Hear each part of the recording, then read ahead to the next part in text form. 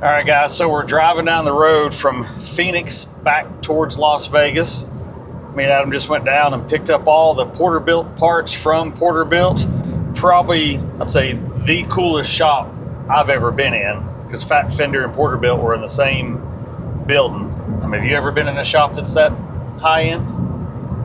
It was like almost like being in a hospital. Like a NASCAR shop Everything's caliber. perfect. Yeah, NASCAR is about, but see, NASCAR doesn't really fab, so theirs is like epoxy, and like NASCARs are really like hospitals. But that shop though, like every station had its purpose, every lift did only one thing, like the way that everything was just like so organized, so perfect, so just like bam, bam, bam, bam. They had welding stations, they had CNC stations, cool. Plasma cut stations, then they had their actual assembly line. So they had like an exhaust bay, engine install bay, where they built everything on the chassis. Well, and then if you order a full roller done, they offer like done, powder coated, brake lines. So they had the full rolling assembly, like, you know, it's like a final assembly station where your chassis, well, I mean, you saw there was 3 frames there, like ready to ship, like on the gunny wheels, like everything ready to go, just bolt a body on them and be done. Engine was in it. Every nut and bolt had the little blue paint, just like if you're buying like a new car. Every single bolt had been torque spec'd and checked, and like that was super cool. Cool to see, like Worth coming down here. I mean, besides getting the parts in one day, you know, not waiting for freight for 3 days, but just to see that and how they do it and get a little tour. Wondering how everything looks like so perfect and meticulous. Now I know. So that wasn't really part of the trip plans. All the suspension stuff from Porterbuilt was supposed to be done before I flew out here. So I actually flew in April 6th, flew out here to Adams, to the Vegas airport, and went to his house in Henderson. Here till the 17th, our plan was to mock up all the suspension, brakes, all that stuff, get the rear floor cut, get the trans tunnel cut and everything. Oh, can you say trans now? I don't know if that's a transmission tunnel. Yeah, exactly. Get that cut. But they were a couple days behind, but you know, any mass production place like that, there's stuff happens, whatever. I think you can say trans or transmission. You just can't say tranny. So we opted to go out there. So we left Monday afternoon. Well, I got the text at like 6:15 Monday morning that, you know, hey, your parts are ready. Sorry for the delay. It wasn't shipped. You know, we're about 5 hours from Adams to Phoenix, but Adam made it in 4.5 or so. So whatever. I only got the red and blue lights once. And he didn't pull me over. He just warned me, like, hey, slow down, idiot. And I didn't know it was undercover. Like, whatever, dude. So we finished up some stuff at the shop on Monday, drove out there, stayed at our buddy Pat's house. You know, Adam said, when I come out to the West Coast, I got to have In and Out. Well, if Adam goes to Arizona, he has to have Rudy's. And I know all you people say Rudy's isn't the best barbecue. I understand. Yes, I know it's not. I've had better barbecue in Texas. I've had better barbecue in North Carolina. I've had better barbecue in Georgia. But for a franchise, just normal, consistent, whether I'm here at this Rudy's or the other Rudy's, or there's 3 here in Arizona now, and there's a bunch in Texas. And I know Texas people are like, oh, Rudy's is garbage. But like, for being what it is, like, it's good. And I like the smoked turkey, and you can't pass up just decent, good barbecue. We don't have it in Vegas, so that's what I eat when I come to Arizona. I needed the parts, Adam needed the barbecue. Yeah, exactly. And it made me drive faster. So having to make the trip from Vegas to Phoenix really wasn't that big of a deal, because with leaving at night, it didn't really put us behind. So now we'll be able to get back, unpackage everything, which you guys on, you know, watching, you can see you can see all the stuff in the back. We literally have all the Porterbuilt parts, the whole rear stuff, the whole front parts. You know, there's no spindles or brakes because they're already in the shop. But the little HRV here sure does fit fit it good and get better gas mileage than we would have in his Ram. So we're where are we at now? 31.4 miles a gallon. And your Ram would have got what? Like 14. The way you drive, it would have got 14? Like 14. Or 4? Like 18 on a good day, 14 going 80. But then these roads, like with 24s, are just, it's brutal. So I just, easier to take the little hoopty, cruise on out, 31.4, close enough. 32 miles to the gallon. So it's literally half the price, same speed. I mean, not as comfortable as the Ram, but whatever. So we're on 2-lane roads trying to pass trucks. Some of the road in between the two cities is 2 lanes, some of it's not. But those of you that's not made this trip out here, from someone from the East Coast, it's absolutely crazy out here. You have the mountains on either side, all the desert, the cactuses, like there's a little bit of green, but not really enough green. It's a whole different world if you've never been to this part of the country. He thinks it's cool because he lives in a damn forest in North Carolina. To me, this is just some more damn desert because I live in Vegas. So we're like polar opposites. I go out there and I think the trees are pretty and the mountains are covered in trees and you can't tell north, south, east, west because you're driving in tree-lined tunnels everywhere you freaking go, and I get lost. And then out here, he thinks all this bare, desolate, dry, brown-ass mountains is cool, but I guess everybody, when you live in different parts of the country, everybody's got a different view on what's pretty and what's not. So, I mean, I can appreciate it, but since I live here, I'm like, whatever. But then he'll come out there and ride, a motorcycle or something through the mountains. And he's like, how do you do that? Because you go from shade to sun and shade to sun. Like you can wear sunglasses, but you can't wear sunglasses. Like it's a whole different world. But so doing this trip made it, we didn't have to worry about shipping because it would have put us behind a little bit. Well, now we get to go back, unwrap everything, put it together. But we opted for the Porterbuilt setup. For one, it's an awesome setup. The front clip is actually the same as a C10. All those blazers from the door latches forward are all C10. Doors, fenders, everything's still the same. So we're doing the coilover front clip from Porterbuilt, but the rear completely different than the Blazer. So we opted to do the Porterbuilt rear, which gave us the outboard coilovers and the outboard 4-link, so we don't have to cut much floor. So how much do you think we'll have to cut out of the floor to raise it to get as low as we want to go? Hopefully, because of the bed brace or the floor brace in a Blazer, it's not, in a truck it's like 2.5 inches, on a Blazer it's like 1.5. If I could keep the notch at the 1.5 and not even go through the actual floor right at the sheet metal, then we'll only have to do a little hump in the middle for the pumpkin, so that'll bottom out above the frame rail. Yeah. So we should only be into the floor 2 inches, but not where the seat brackets are, only underneath the seat itself. So the seat should still bolt to the floor in a factory, well, not the factory position because we're probably getting more legroom, but at least we're not raising the seat, which to me, the whole point of having a Blazer is to have a back seat. Not saying nothing about all you guys that cut all your seats up, but everybody that's bagged or even body dropped, I mean, yes, you can cut the brackets. We know you can bolt the cushion straight to the floor. I've even seen guys make a custom fiberglass, super thin skin with 2 inches of foam and try and get that back seat as low as possible, but it's still super high. And if you're older than 7, you can't really fit back there. Yeah, it's like a jumper for like little kids. So I wanted to do a bag Blazer, and Adam actually talked me out of it, was part of it. He said, then if you're in the back and the shell's on, you're all hunched over trying to fit. If you look in your rearview mirror, all you're seeing is your seat because it sits so high. I didn't completely talk you out of it. I don't mind bagging it. We can cut the shit up. But they're practicality of it. I mean, coilovers they're kind of gaining a bunch of traction. A lot of people are doing coilover setups right now.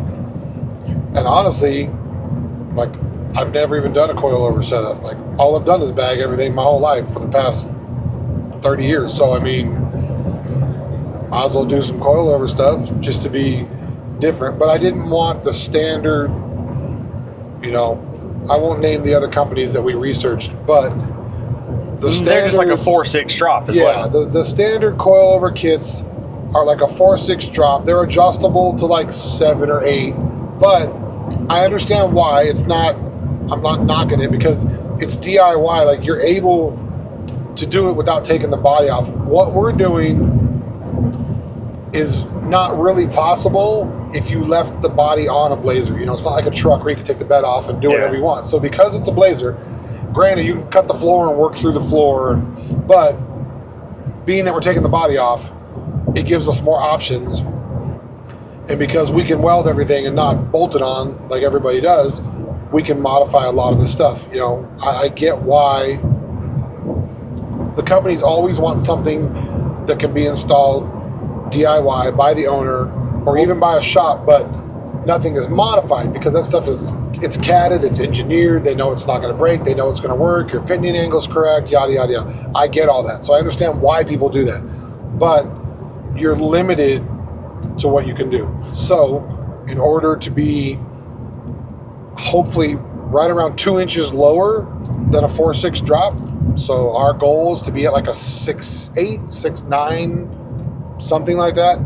Yes, it's super low, but because of the front cross member, which is a big selling point in the Porterville stuff. Yeah, it's raised up. It gives you about 2 more inches of ground clearance. So in my eyes, my opinion, I'm like, well, if you're going to have 2 more inches of ground clearance, you might as well make it 2 inches lower. So we should be sitting, like I said, at like a 6.8, 6.9, whatever, but with the ground clearance of a standard 4.6. So that, to me, is super cool. The only other way would be to body drop it, but then once again, because it's a Blazer, if we body drop it, now you're raising the seat, you're raising everything else. So raising the tubs. Yeah, I mean, there's a lot of, you know, and then people say, why in the hell would you body drop something that's on coilovers, which it's been done, not a bunch, but it's been done a handful of times. There's even a couple of Toyota mini trucks.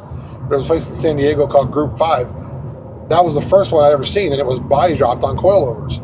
And then people are like, well, why in the hell? That's so much work to do a body drop, but then to not lay it out, why would you do that? But then when you look at it driving, you're like, oh man, that's freaking cool. And then there was even that gray static Toyota negative camber, the extra cab. Yeah. That one, same thing. It was static, but he drove around like 4 or 5 inches off the ground. So it just looked extra cool because you don't see a frame rail. You know what I mean? You just see the line of the body. So, you know, that would have been another option. Would have been a ton of more work. And, you know, and then on resale. And it's not like a truck that you can just redo the body mounts and the bed mounts and it's body dropped. Yeah, well, that's on a 67 to 72 though, on a square body. But even if you would have, you could have still changed the body mounts on the square body. Yeah. But on the Blazer, because was it 4 or 6 of them are rear, up high? Yeah, they're up high, and then they're built into the frame cross members. Yeah. They're not body mounts. So now you're moving that whole cross member, and which the rear is also the gas tank cross member. So then your gas tank is in the way. Like tons of things are affected. So that preferably that's how I would like to do it if I did, because then that's stock floor body drop. So we would have been back to the old school body drop where you're cutting the whole floor out, raising the whole floor, dropping the whole cab. It's just not what we wanted. And then to do. Resale, I think you're just destroying the resale at that point, you know, because like your market then is just shrunk down to such a small margin. Whereas this, if somebody wanted to bag it, you could still put like the Shockwave style bags if you wanted to on those coilover mounts and still go down another like 3 inches, which would almost be laying frame on air. And then you could raise it up to like a 3/4 drop and drive it around on those air like Shockwave style. Because I've seen people the opposite, buy a Shockwave car and then put coilovers just to eliminate all the compressors and tanks and all that. So you can go either way. I just feel like it's more versatile. It'll be something different, something neat. I've never seen one done like that, so I'm not saying nobody has. Maybe somebody has. I just haven't seen one, and I'm not saying we're reinventing the wheel. I just think I'm trying to do something different that, you know, a lot of people are like, oh, so what? It's just 2 inches, but the look is different. You know, in our world, 2 inches is, oh my God, it's like when you lay frame and someone's like, well, why aren't you lay body? You know, it's always lower, lower, lower. So I mean, if we can get 2 inches more and still have the same ground clearance and drivability, I just think that'd be cool. That you're tucking rim all the way around daily driving. I just think it's cool. So my wife keeps telling me 2 inches would be better too. Yeah. Well, I mean, for her, she definitely needs 2 inches. But as far as this truck, Sorry, that's all I can do. So with the front of the Blazers and the T10s, if any of you have ever looked underneath one, you have the front cross member hangs down. It's arched down real low. Control arms drag. Adam was looking under one at a show recently. The whole bottom of it was beat all to hell because everything drug. Well, that Porterbuilt kit puts everything flat with the bottom of the frame rails, so nothing hangs down and drags. It also pulls the control arms in, an inch on each side? Yeah, so it gives more moves it steer. in an inch and then moves it forward an inch, so you don't rub your firewall and stuff too, which also looks wise, it centers up the wheel in the wheel well. So it was like a GM didn't really design it like that. So all their kits, which they're the only company, not the only one as far as bags. Yeah. But as far as like, if we would have done like TCI or QA1 and I know that, like I said, it's all about looks. For us, it's different because QA1 is race based. Yeah. So I understand that they want it wider because of the track width and it's going to handle way better, and then they just inset their rims. So when you're a pro touring race guy, you're insetting your rim, whereas us, we all like dishes and all that stuff. Yeah. So we're reverse. So, we're offsetting our rims, whereas pro touring guys inset their rims. So those kits don't have shortened A-arms, any of that, because they want the wider track width for the lean and the grip and the handle. So I get it. But for what we're doing, yes, it's coilovers, but no, it's not a race truck. It's just something we're doing. It's, semi-pro touring look without And even race did truck. the Heart Fab tubs, I even got the bagged level tub, because he has a static drop tub height and then a bag drop height. We did the bagged one to give more clearance, so we can go a little bit lower and not worry about anything rubbing under the front. It's going to look basically the same under the hood. You'll notice the tubs are higher, but that gives us the more clearance in the front. Well, in the rear, to fit a 22 by 12, and I want to put a 335 25 22 on it, so it's a nice meaty tire. In order to do that, we have to widen the wheel tubs 2 inches on each side, which in turn we had ordered the 4.9-inch rear end was at 2 3/4 a side. Yeah. Narrow, which gives plenty of clearance in the rear, still go into driveways and not worry about rubbing. But once again, I understand because of the interwebs. I know everybody's gonna say you can fit 12s in a stock tub. Yes, you can, 100%. I see it done all the time. You are correct. Square bodies have huge tubs, but the tires are normally stretched, so the rim fits. It's a tight fit. You only got like a finger gap on each side when you run the 12. But you're not running a 325 tire. So we're trying to, once again, have a semi-pro touring look without being a pro touring race blazer, but a little bit of a meatier tire that pudges out a little bit. So now you're having a tire that is technically 13 inches wide versus a stretch tire on a 12-inch rim. Your tread is only like 11 and a half, where we're going to have 13 and a half of actual rubber on the ground. So, and it lets us do a deeper dish in the rear. Yeah, so by shortening the rear end, we can do a deeper dish, which once again, I know it's backwards because pro touring once again would be wider with an offset wheel. So we're going shorter. So we're mixing a bunch of worlds. We're mixing it. It's, we grew up mini truckers, and then we like hot rod stuff, and we like bag billet stuff with big dishes and big lips, and so we're kind of doing a hybrid of that. We're doing a classic pro tour and whatever. It's our own freaking whatever you want to call it. I think it's cool. You think it's cool, and it's your truck, so I don't care. I'll build whatever anybody wants. But that's what we're doing. That's why we're doing what we're doing. If anybody's wondering why we're going through the work of doing tubs and doing this and doing that, it's just, like I said, everything's about that 2 inches. So 2 inches lower, you need your tubs 2 inches higher. 2 inches wider, you need the 2 inches here. So we're basically exaggerating the look, the height, the width of everything you can do with a stock truck by 2 inches. So everything has to compensate extra width, height, and all that. So yeah, it's a lot of extra work that a lot of people are going to think is not necessary, but hey, everybody's entitled to do it how you want to do it. And, you know, someone's out there is going to be like, I got a 325. Okay, maybe it rubs in driveways. Maybe it doesn't. Hey, if yours fits with stock stuff, cool. We're just being extra cautious because it's going to be all nice bed lined under there, and we don't want the tires to rub.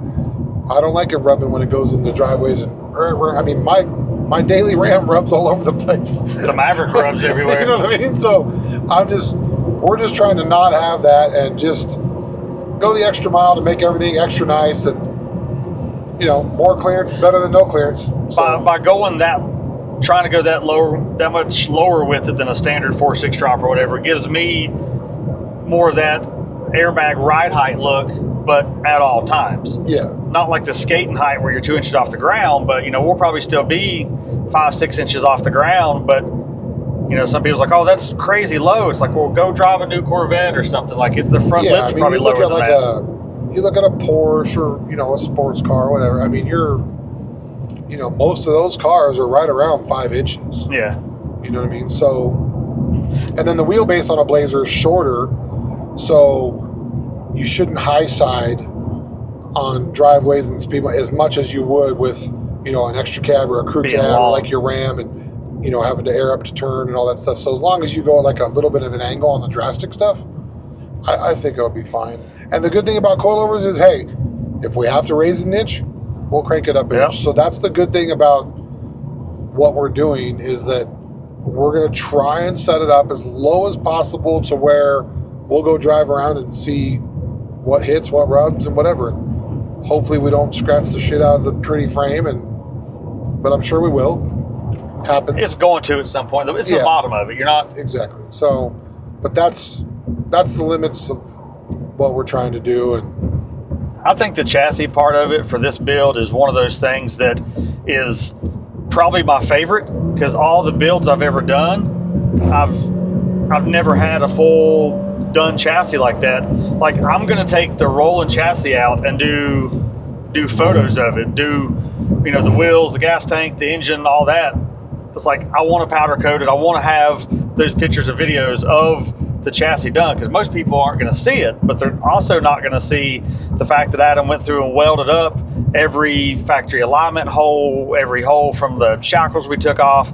Like, once it's done and powder coated, from looking at it, you would have that look of a full custom chassis, because it's all shaved and smooth. You know, people will notice because it's not boxed, but besides that, when you, at a quick glance, you'd think it was a full chassis, just because of, you know, we're molding it, and, you know, I'm taking all the bumps out of it and all the different creases that Chevy does, and it has no stock cross. Well, you're only going to have 2 stock cross members, which on most of the trucks I do, we have no stock cross members. Yeah. But because of the factory gas tank in the back, we'll have the 2 rear factory cross members, and that'll be it. All the rest of the cross members from the notch, from the axle forward, are all aftermarket Porterbuilt cross members. So we'll have the bridge, we'll have the tranny cross member, we'll have the engine K member, cross member, and then we'll have the front core support cross member. All those have been replaced with tubular and boxed Porterbuilt stuff. So it's real close to a full chassis. And people say, then why not do a full chassis? Well, you know, we didn't have an extra 10 grand laying around. So probably 10 to 15 at least. Yeah, it's right there. I mean, by the time you add labor and all that, but usually I've added it up multiple times for multiple customers, because this is like the 4th Porterbuilt frame I've done this just in the past like 8 months.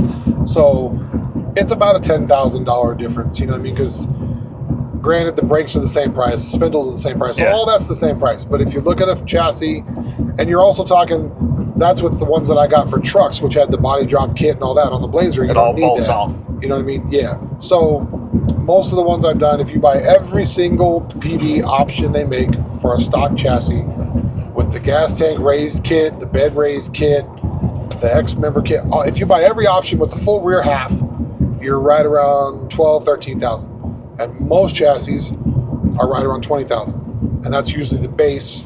That's just with the empty housing, not the third member. No sway bars, nothing. Yeah. So it really, in the grand, to make it round numbers for conversation's sake, it's like 10 grand. So Now you mentioned all the bed brace and stuff. We seen a new product today while we were at Porterbuilt. Yeah. They have, I guess it's for all the C10 stuff. Well, that's for the 60. God, I haven't done that many of those. What, 65 to 60? So it's like 66 and below. So I think it's 63 to 66, whatever. So that body style. Not only do they have the bed raised kit, but this now had the bed floor bracing all in that same, all kind of as one. Yeah. So there's like a rear piece in front of the tailgate, and then one up front of the cab where you nut-insert the inside of the bed and bolt it all in. Well, then that puts everything flat. Well, then they have the pieces that bolt to give you the wider wheel tubs and everything in it. Yeah, so they instead were basically it was so cool. It was like a boxed-in picture frame for your wheel tub. all modular. All laser cut perfect that bolts to the inside of the bed and then bolts to the frame. So now you could just literally lay your whole bed floor, just lay it right on top of there. So they're going, they were offering the bed raise kits, and then you still do your own cross braces, and then you do either wood or metal or whatever. Now, I don't know if they'll do this for the 67 or square bodies or whatever, but man, it's super clean. Like, so they're making it easier for the DIY guy. Yeah. That I can't weld. You can, but I can't. But if I wanted to build that truck at my house, as long as I knew how to bolt it's stuff, just giant square Legos. stuff up. Yeah. Like all their stuff, it's like, yeah, I know how to weld, but like, how long would it take me to try and make any of this stuff? It's not even worth the time. Just all these companies, their kits are so nice. It's like I said, it's the bump steer, the geometry, just everything. They know it's all been run through and everything it fits. So I wonder though, once they do that for say the square body with those new bed braces, the raised floor, and you're doing the 4-inch wider AMD tubs, then they make the floor. So I guarantee you could get the floor from AMD and just put a whole new floor in it. Yeah. But then you have the braces to bolt it to. It's crazy the stuff that they have to make. Well, I'm pretty sure that was a prototype because it wasn't even fully welded yet. Yeah. It was all tacked and it was all like mock-up. So I think that's definitely the first time I've ever seen it. Yeah, me and too. then if you notice that they had that other modular piece for the manifold and the air tank and the compressors, like that was sitting there too. That's going to be a new option. Like it's just cool to see that they've been doing this stuff now for, I don't know, a little over 10 years. I know they first started, doing this modular kits, no raised bed kits. They started out with just these bag kits, and then now it's like they have 5 different options for every body style. So you have bags level 1 and 2, coils level 1 and 2, and then you have full back half, and then you have full chassis. So literally 5 options for three different body style Chevys now. So that's 15 different. So that's 15 different chassis options. And then now they're doing all the Ford stuff for Fat Fender. So now they got all the Chevy stuff, and then now they got the 2 different generations of the Ford so far. But it's just like the amount of jigs they had on the shelf where they bolt it down, they put the metal in, it shows them how to weld. That one guy was welding that cross member, had it all in the jig. He puts the pieces in, they're all laser cut, welds it up, takes it off the jig, it's done. And we walked by 10 minutes later, he was unbolting and it was finished and it was beautiful. Like it's crazy how they can make such a nice product so fast because it runs through the plasma, then it runs through the easy sander, so that little machine, it sands both sides of the plate, takes all the slag off and everything, and then... Well, when did I order my stuff? That was when I was at your house last time, wasn't it? It was... Or was it before that? No, it was before that. Oh, that's right. So they said 8 to 10 weeks. It was 8 to 10 weeks, and we're like...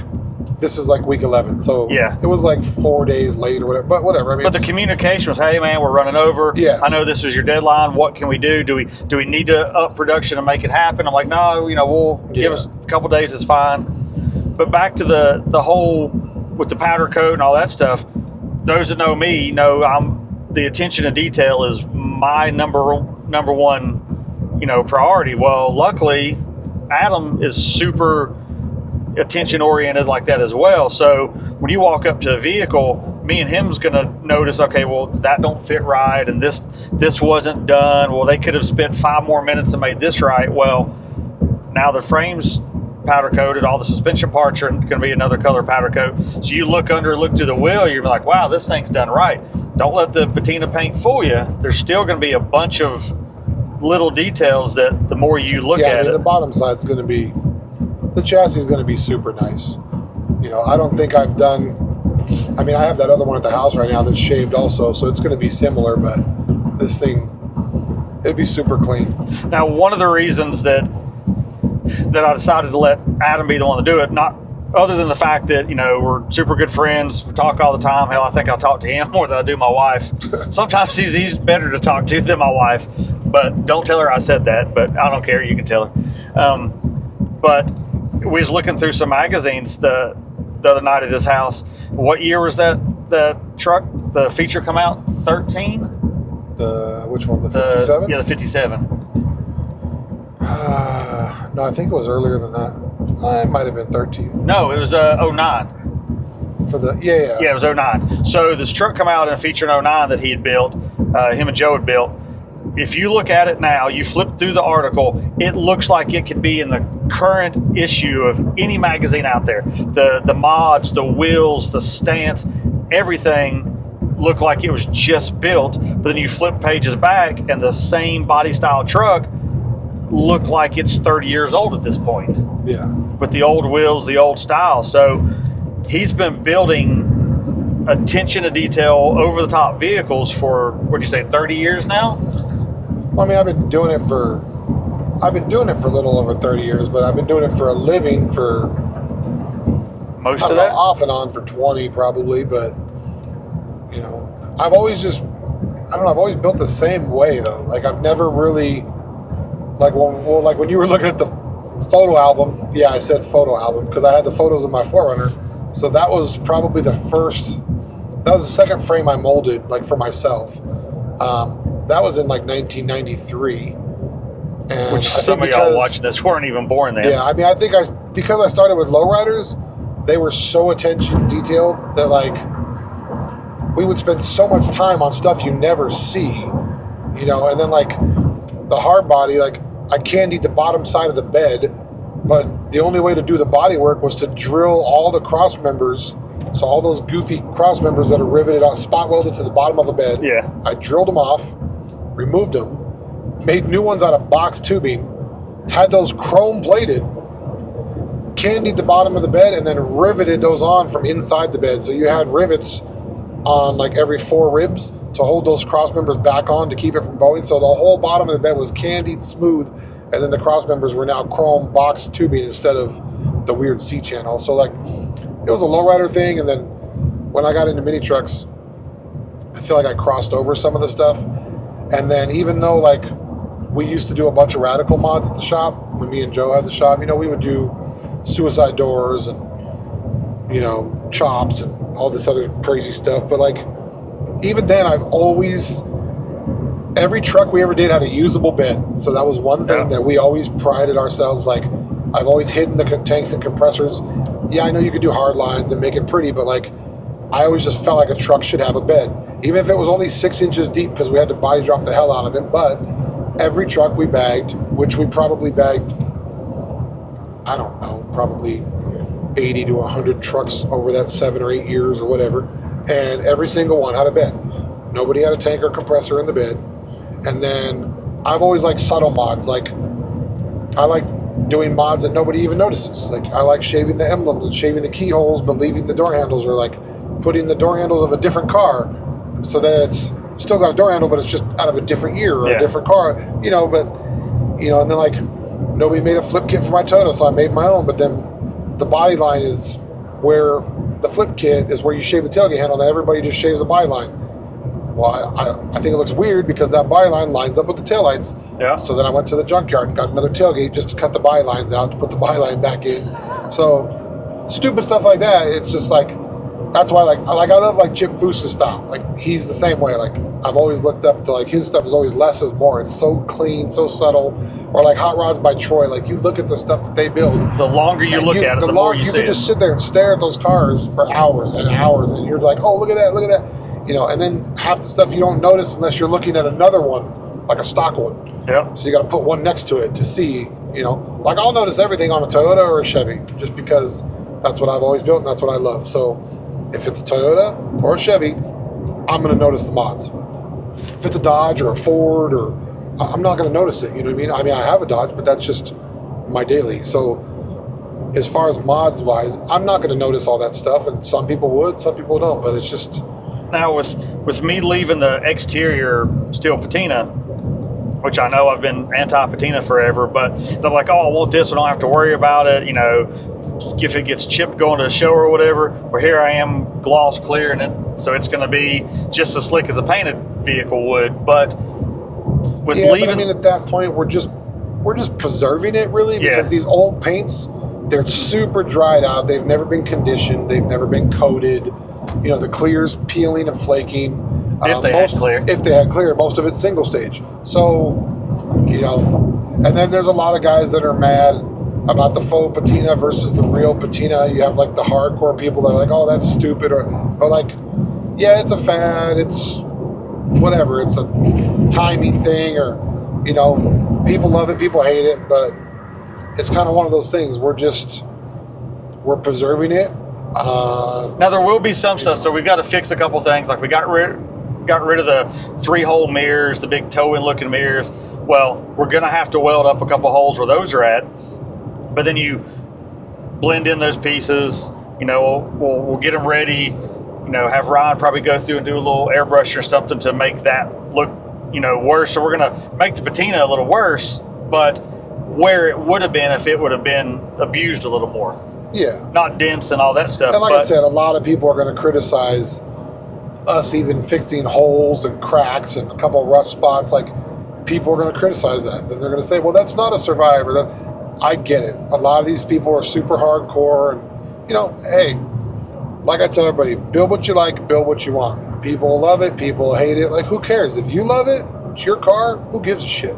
You know what I mean? Like, it's water under the bridge. Like, why does it even bother you? Like, who gives a shit? So now you may see mine pull up to a show, and you're just gonna be like, oh, it's just a patina blazer, but then you're gonna see the sun catch that chassis through the wheel, or I'm gonna open the hood and you're gonna be like, holy crap, that's not what that should be.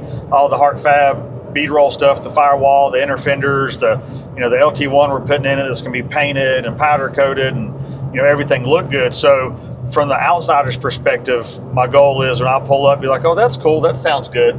But then when you open the doors and open the hood and people look under it, they're like, oh, they really spent some time on that. Well, and I've seen, like, that's another reason why, like, I kind of wanted to do that too, because I've seen that at, like, when we went to Dino's. Yeah. And you see $150,000 truck, literally, physically, probably 200, and it's not painted. Yep. And you're like, how could it be that much? Well, it's got full chassis, full engine, full interior, so this is going to be just like that. And some people say you shouldn't replace all the bright work. Like I said, everyone's got their own. But to me, version. That's the details. In a picture, sitting somewhere, you see the nice chrome bumpers, you see the nice grill, the nice molding, it matches the wheels, but the paint is still got that older look to it. It's like the interior. We're trying to keep most of it classic, but then we're going to have a modern head unit and modern looking gauges, like that kind of stuff. But it's still, my thing is I need it to be drivable. Yeah. My goal is to drive it home from Dino's this year, and I don't want to be worried about it, which a lot of people's like, there's no way you're going to have that done for SEMA. Well, hell, we had the whole thing blown apart in 2.5 days. So whatever. Everybody that said we won't have it done for SEMA, they're going to see it together rolling in a month. Well, how many SEMA crunch vehicles have you done? To me, this isn't even a crunch. It's only March. We're not crunching yet. If we're crunching, it's September. You know what I mean? And we haven't painted it yet. But since we're not painting it, and all we're doing is the clear, then, should be all right. Well, what was it that year that when you was at Counts Customs, we had to take that Cadillac that Ryan painted?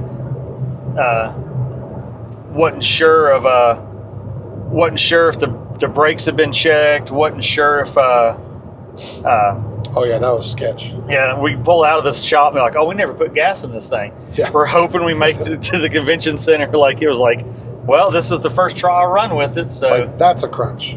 You know what I mean? That thing shouldn't even have been driven to the convention center. But we were already towing. We were towing 2 other cars that same day, and tow truck was busy. And I'm like, well, it's only like 4 miles away, so let's roll.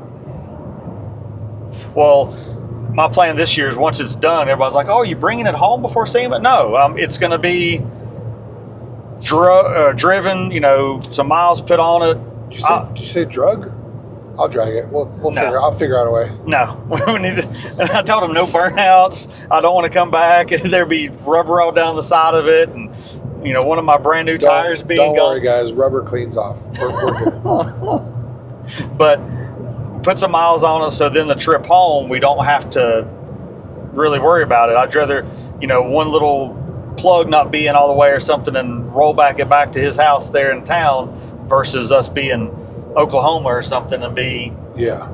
So with this trip to Vegas, I'm doing all the suspension stuff. Our goal for these next 2 weeks is going to be, now that we have the suspension, now we have the brakes, is to mock up all the suspension stuff, cut the rear floor, figure out how much we need to modify back there, get a rolling chassis in that aspect, not the engine. Well, we're hoping to have the engine back from the engine shop, but if we can get the suspension and everything in the works, even though we probably won't have the new Beltec coilovers yet, because unfortunately those are not production yet, so they're building a special set for this. But if we can get it all mocked up, rolling, next time I come back, we'll fool with the body and everything. So for now, make sure you check back because I will have updates as we get this build done.